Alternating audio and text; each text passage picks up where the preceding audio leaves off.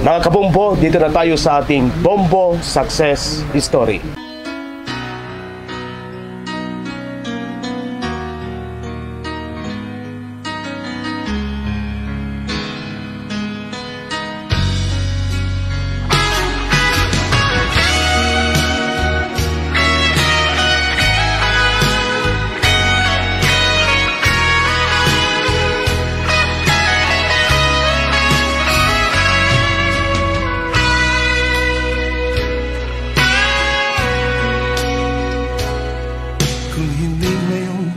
Ang panahon na para sa iyo, huwag maiinip dahil ganyan ang buhay sa mundo.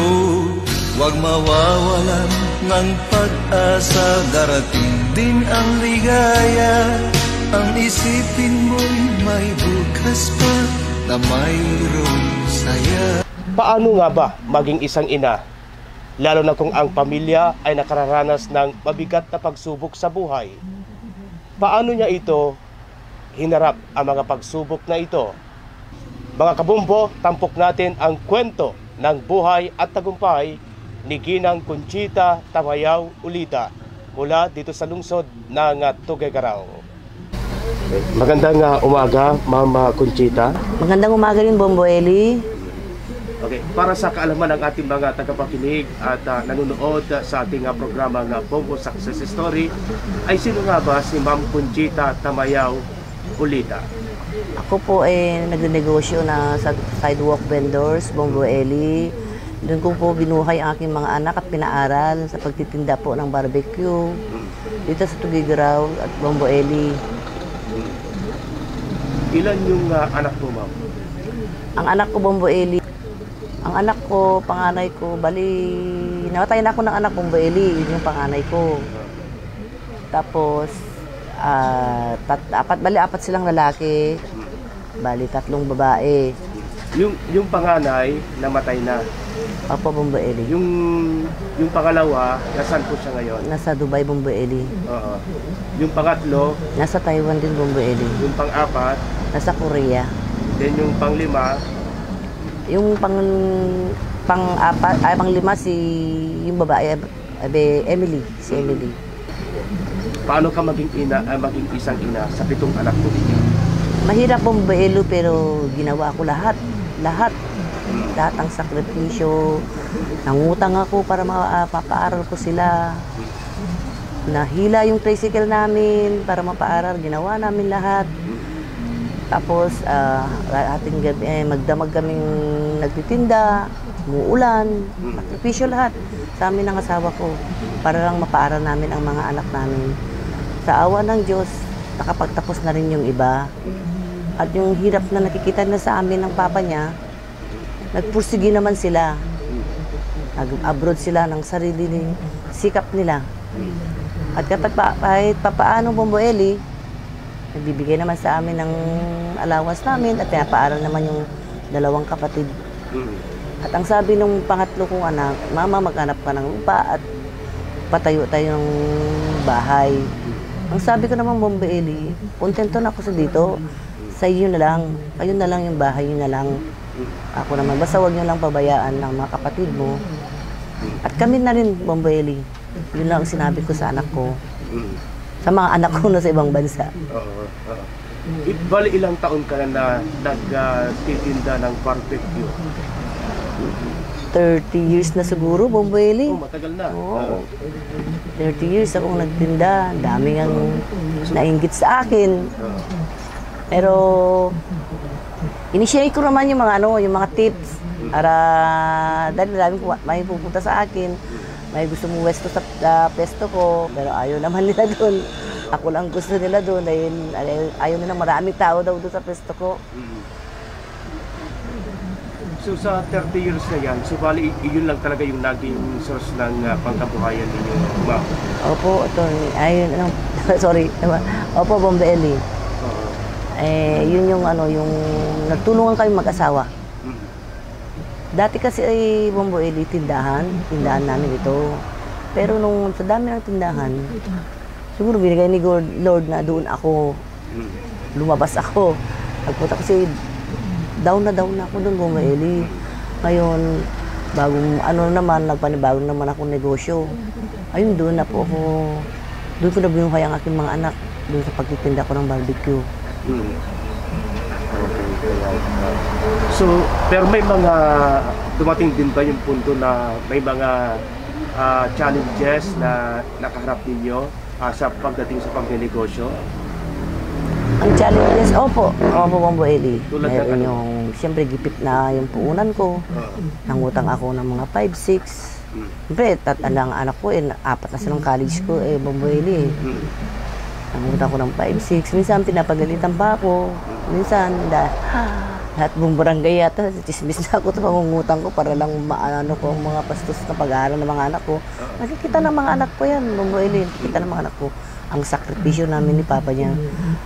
Nakita nila, kaya nagpursige rin ang aking mga anak na nag-aral. Okay, ayan. So, pero mahirap. Mahirap, pero kailangan pakatatag. Kailangan wag tayong humina. Minsan yung asawa ko, Bumaeli, humina na rin sa problema. Nakikita ko sabi ko, kinausap ko ang asawa ko, huwag kang manghina. Ikaw yung lakas ko. Tulungan mo ako, huwag kang manghina. Sabi ko sa kanya, Bumaeli. O yun, nagtulungan kami, nagpray. Halos, kung pwede, linggo-linggo. Halos araw-araw pa ako nagsisimba, Bumaeli, para malampasan ko sa awa ng Diyos. Nalampasan ko. Pero may dumating na naman na pagsubok. Doon kay Emily. Ayun. Hindi ko na sabanggitin kung ano yung pagsubok ng Bumaeli. Napakasakit. Hindi ko alam kung anong dapat kong gawin. Eksakto, nag-aaral ng mga kuya niya. Hindi ko alam kung saan po yung lugar yung sarili ko. Kung anong gagawin ko dun sa isa, anong gagawin ko sa isa. Pero sa awa ng Diyos, may mga gobyerno din na tumulong dun sa kinaso namin. Ayun, sa awa ng Diyos, nakulong na rin sila, Bumaeli. Tinulungan pa nga kami ni Senador Rafi para lang maano namin yung kaso na pinakaso namin sa nangloko sa anak ko. Gaano kasakit sa ina? Bilang isang ina, gaano kasakit na nakikita yung anak na may pinagdadaanan, nabigat na pinagdadaanan? Sobra, Bumaeli. Sobra, ma-stress ako, pero hindi ako dumitiw sa kanya. Sobra, hanggang ngayon. Pero nagpapakatag kami ng asawa ko. Nagpapakatag kami. Ang masakit, Bumaeli, ang pinakamasakit sa lahat, yung mawalan ng anak. Yun ang pinakamasakit. Totoo pa rin sinasabi nila na pag mamatay ang anak, yun ang pinakamasakit na pagsubok. Pero bilang isang ina, paano mo natutukan yung pagpapalaki, pagdisiplina sa mga anak po ninyo, sa kabila nagiging pala din kayo sa negosyo? Tinututukan ko yan, Bumaeli, pupuntahan ko sa school, lalo nung kay anak kong si Emily. Halos araw-araw akong nabigyan ko ng oras ko na ihatid sa school. Binabantayan ko, hatid sundo, high school na yan, Bumaeli. Siyempre, pinagdaanan niya. Lahat ng mga anak ko, sinusubaybayan ko yan. Kung may meeting, pinupuntahan ko yan. At saka yung anak ko noon na yung nasa Korea ngayon, yung high school niya, Bumaeli. Di ba ang kuwan ng computer? Di ba mahilig ang mga bata sa mga computer? Na subukan niya rin naging addict ng computer. Sinusubaybayan ko yan, Bumaeli. Alam mo, sabi ng mga teachers doon sa Cagayan High, bilib ako sa'yo, sabi nila sa akin, at nabantayan mo ang anak mo. Nakipag-away pa ako sa teacher noon dahil hindi nila sinasabi na nag-absent ang anak ko. Pinuntahan ko. Ngayon, nag-usap kami ng teacher niya, babagsak sana nilang high school yung anak ko, pero kasalanan niyo, wala kayong sulat sa akin, kako sa kanya, Bumaeli. May phone number naman ako. Bakit hindi niyo ako tawagan? Ako sa kanila, Bumaeli. Buti na lang at pinasa yung anak ko. Hanggang noon, tuloy-tuloy na ano nila. Pinaliwanagan ko sila na mahirap ang buhay natin. Ang hirap namin na mapapa mo. Kasi high school kasi sila noon, Bumaeli. Siyempre mga high school noon, daming mga kwan ng kabataan. Mas nasa aggressive stage. Oo. Pero nung nag-college naman na sila, Bumaeli, sa awa ng Diyos, nag-mature na rin yung mga pag-iisip nila. Pero muna nung nag-college sila, Bumaeli, hindi ko na rin sila nasubaybayan. Alam na nila yung tama at mali. Pero gaano kahirap yung magpaaral na sa college, lalo na at yung iisa lang, parang iisa lang yung source ng income po ninyo. Mahirap. Ang Boeli, utang dito, utang doon. Kahit may kamag-anak kang may kaya, hindi ka nila tutulungan kung wala kang isasanla. Mahirap. Kami na lang na asawa ko na tulong-tulong. 5-6, mag-renew doon. Hanggang nahila pa yung tricycle namin na pampasada, Boeli. Ibigay namin lahat sa kanila para mapaaral namin yung anak namin. Yun, kikita ng mga anak ko lahat.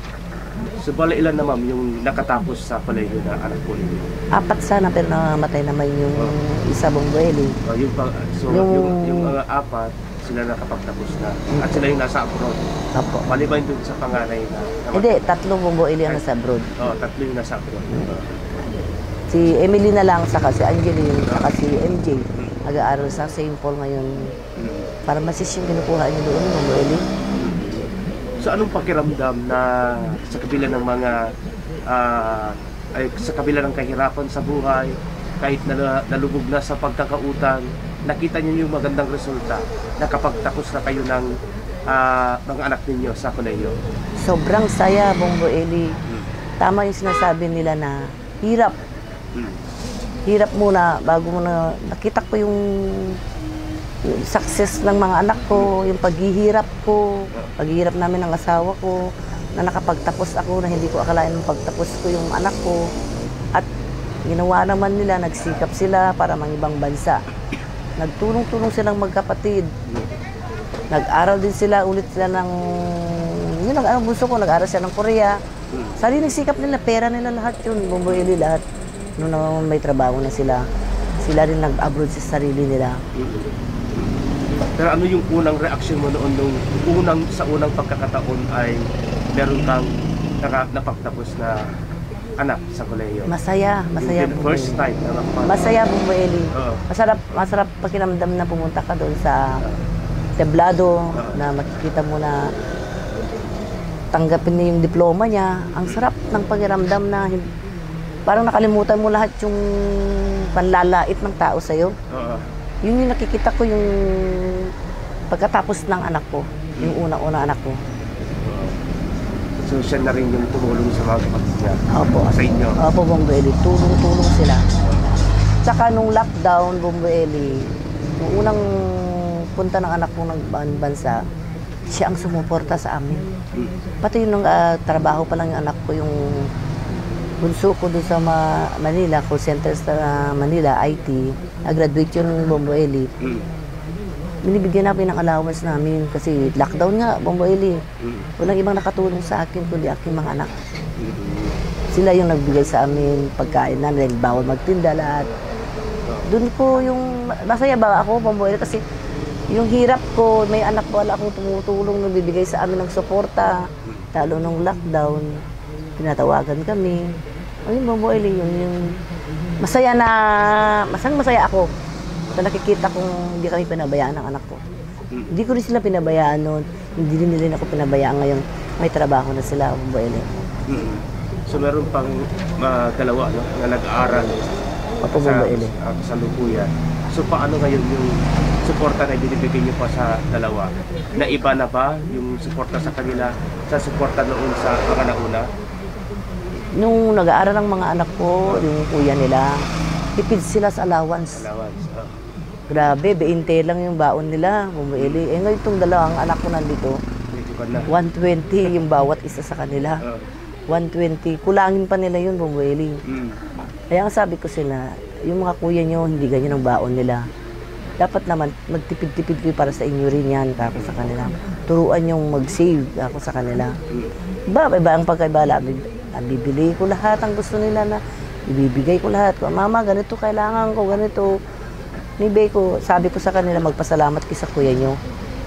Ako naman sa kanila, Boeli, dahil kung wala yan, di maano ka ako sa kanila, Boeli. Dahil ang hirap ng mga kuya nyo. Hirap ko, halos maiyak pa sila minsan, wala akong ma-delay ko yung pag-tuition fee nila. Utang na naman doon, kaya doon sila nagsikap ang aking mga anak kong, Boeli.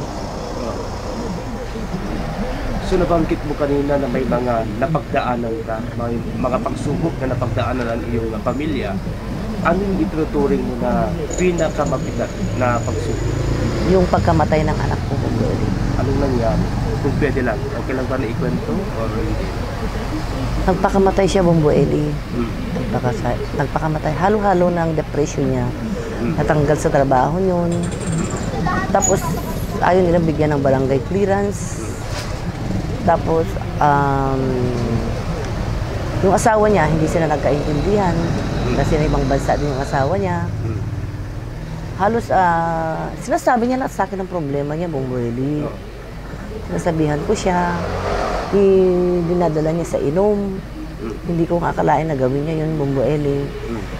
Dahil, yung anak ko na yung malambing sa akin. Yung anak ko na, mama, puro mama, puro mama, puro mama. Nang gabing yun, tinawagan niya ako na hindi ko akalain, nasunduin ko siya, na hindi ko siya nasundo. Feeling niya, hindi ko siya pinapansin, feeling niya, pinabayaan ko siya.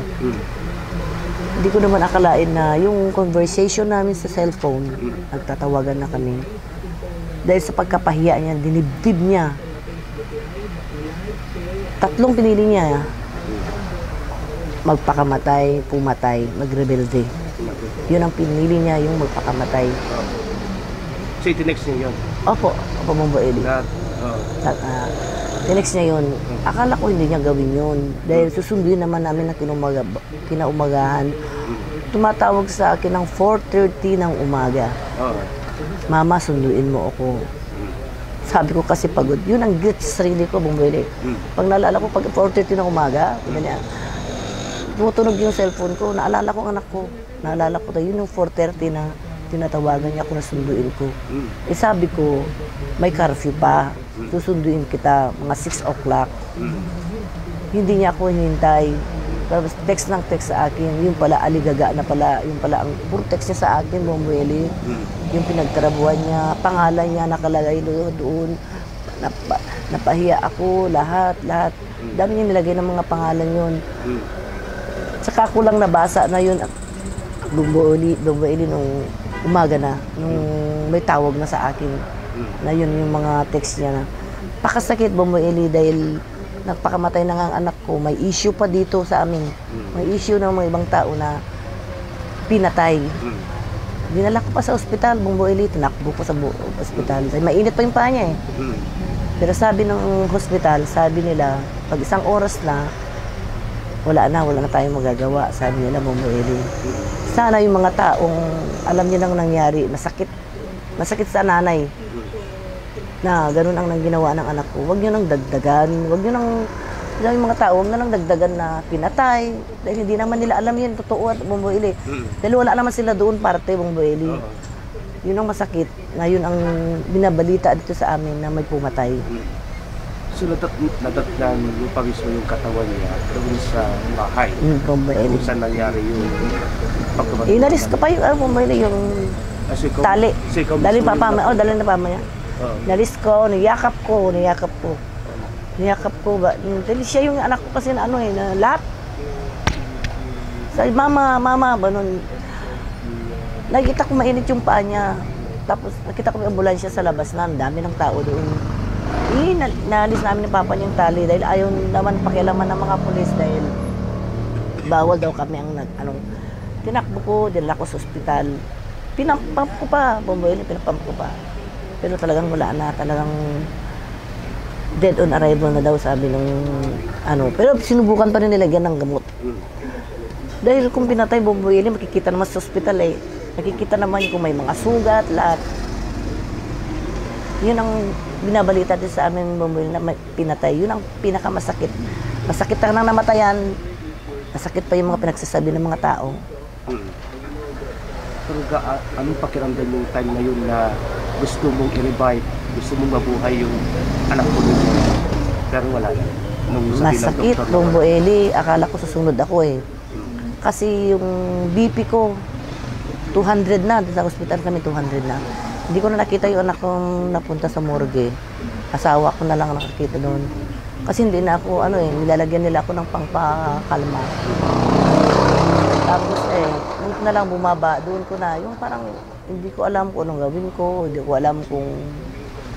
Kasi na time na yun, Bomboeli, di ba lockdown yun? Oo. Eh, Sa pandemya, nung nangyari pandemya, yun. oo, pero hindi pwede pang malamay yun. Yung patay nun, Bomboeli, pwede pero mga limit. Oo. Hindi ko alam kasi eksaktong isa pa lang nandun abroad na anak ko nag-a-apply pala yung mga dalawa. Noong 2020 yun, Bomboeli. Oo. Hindi ko alam kung saan ako kukuha ng lakas ko, saan ako kukuha ng... Kasi, siyempre, crisis tayo noon, Bomboeli Eksakto lang yung binibigay ng allowance ng mga anak ko noon. Hindi kami makapagtinda. Lord, bahala ka na sa akin. Yun ang sabi ko, Bomboeli. Bahala ka na. Bahala ka na. Alam mo, hindi ko pabayaan. Para ako yung pag-usap na yun, dinala ko sa Ortiz sa awa ng Diyos, Bomboeli. Ginabayan ako siguro ng anak ko. Hindi ko alam kung paano ko nailibing ng maayos. Na maganda yung pagkalibing niya, Bomboeli. Dami rin dumulong na nagbigay ng tulong. Ang masakit lang, Bomboeli. Ba't kaya pag may kamag-anak ka na may kaya, saka ka nalang tulungan pag may patay na? Nung nangangailangan ka, wala kung wala kay sasala. Yun yung masakit na parte. Pero papasalamat pa rin ako sa mga bibinigyan ng tulong. At nakakuha rin ako ng SSS ng anak ko dahil nag-abroad nga siya noon at Bomboeli, may OWA rin siya akong nakuha. Doon, na itulong rin. Tapos, may mga extra din na yun nakuha ko sa mga anak-anak ko. O yun na Bomboeli, wala akong utang sa lahat ng pinaka-buro niya, wala. Pero nabanggit nyo, bago yung pangyari na yun, ay nakakaranas na siya ng depression. So paano nyo siya nagabayan nung time na yun na lugmok siya sa kalungkutan? Kung andito lang sa bahay sana, Bomboeli, naalalayan ko din sa bahay. Kasi pag nakikita, yung tanggal ng trabaho, nakita ko ng depression niya Nahiya siya magsabi sa akin. Tapos, through cellphone niya ako tinawagan, Mama, natanggal na ako sa trabaho. Mama, nahiya ako umuwi. Sabi niya, naawa ako doon sa anak ko pag nakita ko, sabi niya na Mama, nahiya ako umuwi, Mama, tanggal. Alika, uwi ka dito, hindi siya umuwi. Alika, baka makarfew. Alika, uwi ka dito, ako sa kanya. Uwi ka dito, ako sa kanya. Ayun, umuwi. Tapos dito ka na matulog sa baba. Mama, doon ako sa... Ayoko kasi, nararamdaman ko ba yung Bomboeli na may gagawin sa sarili niya? Dito ka, sabi. Sabi ng papa niya, nilagyan niya ng ilong. Tapos, ito natulog siya. Hindi ako pinagalitan. Nalalayan ko siya. Kasi, yung ginagawa niya umiinom, yun pala, deep inside. Mahirap palang depression. Mahirap yun. Deep inside, iniinom niya, pero inidibdib niya lahat ng problema niya. Nasabi ko sa kanya, huwag kang mag-alala. Makakabalik ka rin sa abroad dahil nag-abroad niya siya Bomboeli. Huwag kang mag-alala. Dating ng kapatid mo, siya una parang yung kapatid niya na nakapunta Pero dati nag-abroad na tong anak kong namatay. Pag uwi niya, susunod ka rin, kayo lahat, aalis kayo, kako sa kanya. Kung mag-alala, kako sa kanya. Tapos, nakuha ko siya magandang Tapos, yun, kumain ka, yung parang baby ba? Ayun naman, nakikita niya naman siguro na ipagkita namin yung pagmamahal. Pero hindi kasi nung nagpakamatay Bomboeli doon sa boarding niya doon niya. Kasi may kalibin kasi siya ni Bomboeli kasi hindi siya nakadidyan ng asawa niya. Ayaw niya ng maingay. Ayaw niya na yun, may maingay. Hindi ko naman nakarating. Tinatawagan niya ako, Bomboeli, tinatawagan niya ako. Mama, puro mama yan. Hindi ko nang alam na yung palang ginagawa niya na na tumatawa lang siya. Pero may sinasabi sa akin palagi, pag mamamatay ako, huwag kayong iiyak. Mamamatay ako. Yung biro-biro lang ba? Tapos, mamamatay ko, bubultuhin ko kayo. Ginaganon ako. Pero sa awa ng Diyos, Bomboeli, hindi. Wala akong naramdaman. Yun lang ang panaginip ko ng 9 days na inilibing na. Maniwala ka, Bombo Eli, share ko lang to, Bombo Eli, ha. Parang nagpaalam ng anak ko 9 days. Na nakita ko siya, yung tsura niya, pakamatay lahat. Yakap, panaginip. Tapos yung alaga niyang pusa dito, nakita ng anak kong bunso. Yung picture niya.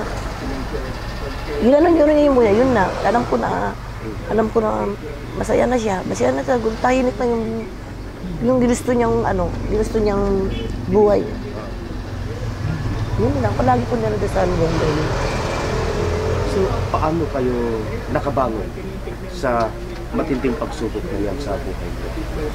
Pakatatag yung baby. Kumakanta kami sa pwesto. Pero may time na yung pagsisimba ko, linggo-linggo yan, halos araw-araw pa, Eli. Nawalan ako ng narang 2 buwan hindi ako nagsimba nung mula namatay ang anak ko. Pero, na-realize ko rin. So parang dumating yung punto na parang nanghina rin ako na... Nagtampo o Nagtampo. Sinisi mo? Nagtampo. Nagtampo sa Diyos. Parang nagtampo ko sa Diyos. Pero bandang uli, Bombo Eli, na-realize ko. Pasalamat ako at nakapasok simbahan yung anak ko. Ewan ko, babawal daw ang ipasok sa simbahan yung nagpakamatay. Yun siguro yung milagro nun kasi andun yung kuwan ng papel ng anak ko na andun yung kuwan ng ospital. Di siguro napansin ka ako na lang na naipasok ko, yun yung isang pasalamat ko sa Panginoon na naipasok ko yung anak ko. Tahimik siya, doon na nabasbasan siya. Doon ako nagising. Sabi ko, nagsorry ako sa kanya. Pakatatag ako, tulungan mo ko, Lord. Tulungan mo kung makaya ko to. Tulungan mo kung makaya ko. Kasi minsan, bumili para kang nakatulala. Umiiyak. Pero kailangan magpakatatag, sabi ng asawa ko. Hindi lang siya ang anak mo. Meron pang iba. Kailangan magpakatatag ka, sabi ng asawa ko. Yun yung iniisip ko. Hanggang ngayon, bumili, mahirap makalimutan ng anak. Hanggang ngayon, habang andito ako, habang may nakikita, lalo ngayon mga kandidato, nakikita ko, masaya siya pag nakikita niya mga ganyan. Kaya ngayon, kumukurot. Kumukurot yung dibdib ko. Kumukurot na hindi ko alam. Masakit, napakasakit. Mamatayan ng anak. Pero at least ngayon, tanggap mo yung nangyari. Tanggap ko na. Nakaka-move-on ka. Nakaka-move-on na rin Bumbuoli kahit pa paano. Pero hindi ko pa rin nakalimutan ng Bumbuoli. Nakaka-move-on na rin dahil yung mga anak ko, nakaalis na rin sila. Yun, nasaya din ako, nakikita ko yung successful ng anak ko. Yun na Bumbuoli. Sa pangyayari na yun, ma'am, lalo na sa usapin sa depression o kung may problema ang mga anak ninyo, ano na yung approach na ginagawa mo para sa kanila? Paano na yung pagkabay mo sa kanila kung nagsasabi sila ng problema o kung nakikita mo sila na parang may problema? Ang ginagawa ko ngayon, lalo itong si Emily, nakausap ko siya ng maayos na kami ang isipin niya, kami mga gulang niya, mag-aral siya dahil yun lang ang alas niya sa buhay niya. Kapag nawala kami, sasabihan ko yan, kawawa kayo, mahal na mahal namin kayo, mahal. Ayoko nang may mawala. Yun ang nasabi ko sa kanya. Kung lalo ngayon, may nagdadaanan talaga si Emily ngayon, inaalalayan ko, ang lalaki, hindi yun ang mahalaga, ang pag-aaral mo, asikasuhin mo. Yun, inaalalayan ko, parang silang baby na kung kumain ka na, ganito. Kasi may phobia na ako, Bumbueli Pag ganyan palang anak, kailangan palang yung parang tanungin mo kung anong kailangan niya. Tanungin mo kung anong problema niya. Sabi ko, manalig lang. Siya pa rin yung totoo, siya pa rin yung totoo. Sa lahat ng mga pagsubok natin, siya pa rin yung totoo. Hindi ako pinabayaan, hindi ako sabi ko sa anak ko yan, Bumbueli. Awa ng Diyos, nakikinig naman siya. Ano yung itinuturing mo ngayon na pinaka magandang aral sa mga pagsubok na yan na napagdaanan ng iyong pamilya? Ang sasabi ko sa gagaya kong nanay na napagdaanan, alam ko mahirap din magpaaral mahirap ang magpaaral. Alam ko na may kagaya na kung nangungutang, napapagalitan. Sabi nga nila hirap muna bago mo makuha yung bago successful, hirap muna. Mas masarap yung hirap. So, wag lang tayong gumawa ng masama. Wag lang tayong magnakaw. Yun ang importante. Magpakumbaba tayo. Magpakatotoo tayo sa mga tao. Kung hindi tayo kayang makabayad, pag-usapan natin yung mga taong nakautangan natin. Hindi tayo bibitiw kay Lord. Dahil naniniwala ko, siya yung tutulong sa atin. Na lahat ng dumating na pagsubok ko, hindi ako bumitaw sa kanya. Magpakatatag lang tayo, magpakatatag. Dahil alam ko, dami ako mga kakilalang mga magulang na nahihirapan sa pag-aaral, kung saan sila kukuha. Kaya natin yan. So, para sa'yo, ano naman yung itinuturing mo na pinakamasayang bahagi ng iyong buhay? Yung nakapagtapos yung 3 kong anak at nakipangbansa na rin sila, at papaano, hindi na ako nang problema ng pagbayad ko ng kuilaw, tubig, at ang allowance ng mga anak ko. Ngayon, nibigyan na rin ako na, Mama, punta ka mag-Jollibee, Mama, mag-relax ka, Mama, huwag na kayong magtinda, Mama. Pero hindi, gusto ko pa rin magtinda, ako naman bumueli. Kasi yun yung nakasanayan ko, hanap buhay. Yung masaya ba? Masaya ako pag nakikita ko yung tawag nila sa akin, na ganun. Masaya ako dahil yung hirap ko, nakikita ko yung balik sa akin, bumueli, sa mga anak ko. Pero kung meron kang bagay na pinagsisisihan din sa buhay mo, ano ito? At paano mo siya, o paano mo paano mo naitama kung meron man? Yung pagkamatay ng anak ko, sinisik ko sa sarili ko kasi hindi ko siya sinundo. Parang binaliwala akong part na yun. Yun yung trauma. Kaya pag si Emily, pag gano'n na nangyari sa kanya, takot na ako bumuili. Kaya siya yung tutukan ko. Dahil yung sinisik ko sa sarili ko, ako na bumili. Hindi ko siya nasundo ng oras na yun. So yan yung biggest regret ko. Pero ngayon, ma'am, at may mga nakapag-aral ka ng mga anak, nasa abroad na yung 3, yung 2 nag-aral pa. So maituturing na nagtagumpay ka. Nagtagumpay ka pagdating sa pagpapaaral sa kanila.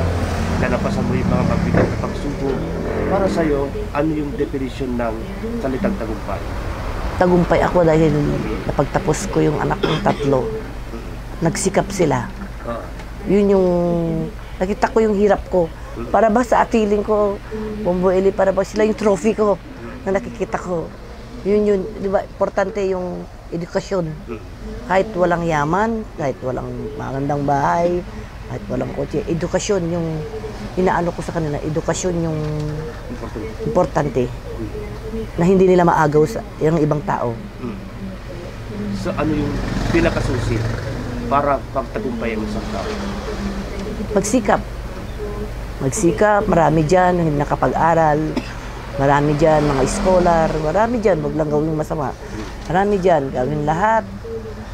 Alam ko maraming hindi nakapagtapos, maraming scholar, maraming paraan para magtagumpay. Kagaya ko, sabi ko sa'yo, utang namin ng asawa ko, dasal. Kay Lord lang tayo, huwag tayong bibigay sa Kanya. So 30 years ka nang hahanap buhay.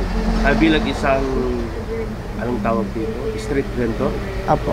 Bilang street vendor or mga nagtitinda ng barbecue. Ano yung sikreto? Kasi marami yung mga nag-uumpisa ng negosyo sa una, matagumpay, pero kinalaunan, wala na, lugi na. Pero sa inyo, tuloy-tuloy, more than 30 years na, ano yung sikreto ng pag-maintain ng magandang operasyon ng negosyo? Una, pasarapin yung pagtitinda para balik-balikan ka. Pasarapin, tapos dasal. Doon, bago mag-umpisa magtinda, bago ka na, mag-pray ka ng tahimik. At kailangan yung mga customer, lambingin mo. Kahit anong pagod, kailangan umiti ka. Yun ang sekreto, ipasarapin ng paninda. Kahit madami ng mga kalaban ko na nagtinda ng barbecue, Bombo Eli eh. Binibili pa nga yung sauce ko eh. Yun ang pasarapin lang, yun ang sekreto sa kadasal. Yun lang po ang... Para magtagal. Apo, magtagal sa negosyo. Magandang pakikitungo sa mga customer. Dami ko customer bumili mga abotorni, lahat. Naging customer ko, abogad, nag-aaral pa ngayon, attorney na sila. Hindi nila ako nakakalimutan. Mana, dito ka pa rin, sinasabi nila sa akin. Sabi ko, oo, attorney, buhay pa ako. dami nakakilala sa pesto ko, bumili. Daming hindi nakakalimot sa pesto ko. Pero hanggang anong oras na yun? Ngayon, Bombo Eli, hindi na gaya dati. Dati kasi nung Bombo Eli, hapon, andun na kami hanggang 3 o'clock, madaling araw. Pero ngayon, nag-adjust na rin ako kahit papaano. Kasi yung sabi ng mga anak ko, huwag daw ako masyadong nag-adjust na, mga 11, wala na rin kami doon, 5:30. Parang na ko ng allowance na lang namin to libangan kasi mahirap yung kasanayan mo na trabaho, Bombo Eli. Para naman may bigay ko lahat yung gusto ng mga anak ko, bukod dun sa binibigay ng kapatid nila, para yun kasi yun yung yun yung pag hindi ka kasi magtinda ng Bombo Eli, baka magkasakit ka. Walang ginagawa. Yun pa rin yung ko. Kahit siguro hanggang kaya pa namin ng asawa ko, magtitinda pa rin kami, kahit pagpigilan amin ng anak namin. So ano yung message sa ating mga kabataan? Mga kabataan, makinig sa magulang. Unang-una, magulang pa rin ang totoo. Walang ibang makakatulong sa inyo kundi magulang. Kung pagalitan man nila kayo, mapagsabihan naman kayo, mapalo man kayo, yun ay pagmamahal ng isang magulang. Dahil yung sakripisyo ng magulang, maraming magulang nagsakripisyo, lahat na gaya ko, para gumanda ang buhay nyo, para makapagtapos kayo. Maraming pariwara ngayon, Bombo Eli, ng mga kabataan ngayon. Na sana, pakinggan ang magulang at walang ibang makakatulong sa inyo, magulang. Yun lang, Bombo Eli. Okay, ma'am. Maraming salamat po. O may mensahe ka rin sa iyong pamilya, sa mga anak po ninyo? Ay, mga anak ko, lahat ng mga anak ko, mahal na mahal ko kayo. Alam nyo, wala akong inisip kundi kayo, pinagdasal ko kayo palagi, araw-araw, oras-oras. Mga anak ko, salamat. Salamat sa inyo. Aris, Jordan, Dennis. Dahil hindi nyo kami pinabayaan ng mga kapatid mo dito. Todo support kayo sa amin. Ingat kayo dyan at mahal na mahal ko kayo dyan. At sabi ko sa inyo palagi, always pray. Ang masasabi ko lang sa asawa ko ay mapagmahal na asawa, matulungin, masipag. Yun lang ang masasabi ko sa kanya. Malalahanin sa mga anak niya, lalo kung may problema mga anak niya, alam niya kung paano niya sasagipin ang problema ng kanyang anak. Ganun siya kagaling na asawa. Paano mo siya sir, nadamayan yung mga panahon na nakararanas ang iyong pamilya ng pagsubok? Yun, sir, nagtutulungan kami na kung ano yung saan siya umahanap ng tinutulungan ko rin kung saan siya makahanap ng pagsuporta namin sa isa't isa sa mga anak namin. Yun, tinutulungan ko rin kahit anong problema. So, best wife and best mother? Yes, best na best. 38 years, Bumbaili? 38 years na kayo mag-asawa. 38 years. Wala kaming Saka ang sekreto, Bumbaili, sa mag-asawa. Tip ko rin sa mag-asawa, walang lihiman. Kung may problema ang bawat isa, lalo pag financial, pag may utang isa, kailangan malaman ng asawa, alam lahat. Kung may bibilihin, kailangan pa alam, mag-usapan. Yun ang sekreto na isa para magtagal yung magsasama.